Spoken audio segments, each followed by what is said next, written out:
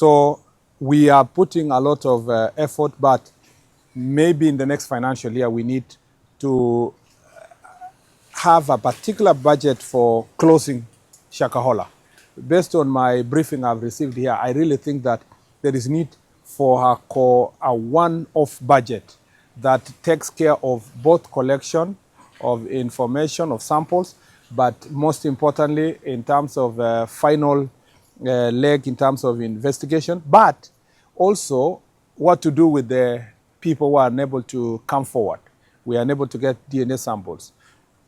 What do we do with the site? You know, can we make it a memorial site for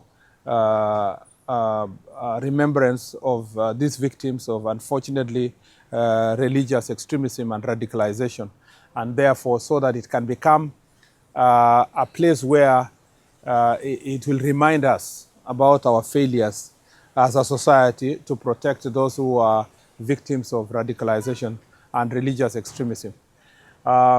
Whether there was any acts of omission or commission on the part of the security apparatus and administration team is a matter that has not really been established.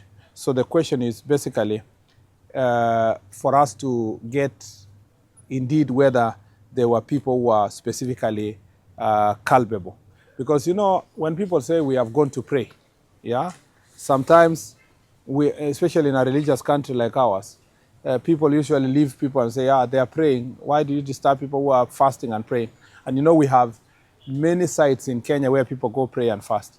So perhaps there was a lapse from that 2020, 2021 until the time we came into office and these issues were investigated. So I do not want to cast aspersions on those who served that time until we have proper evidence. However, because government is a going concern and it operates in perpetuity, like my predecessor, the Deputy President, said before, this is regrettable and this is an indictment on the part of government, you know, as a whole.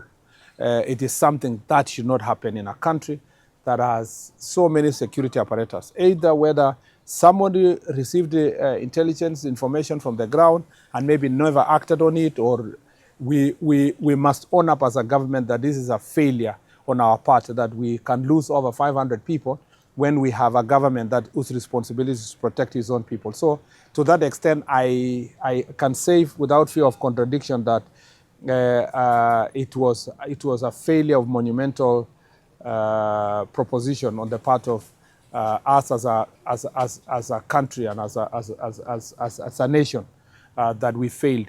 And this is not just those who are running government. It's also a failure on the part of citizens, because we are not becoming, like the Bible says, we are not becoming our neighbors, good neighbors, looking after each other, because we allowed our loved ones just to go for prayers forever, never looked for them. It's even worse that fewer people from society very few people are complaining about losing somebody or so. Meaning that there are so many people in Kenya that are actually lost from their villages, from their families, and they are forgotten. Because even in this situation, because of the small number of people who came out, it points out to this very problem of neglect.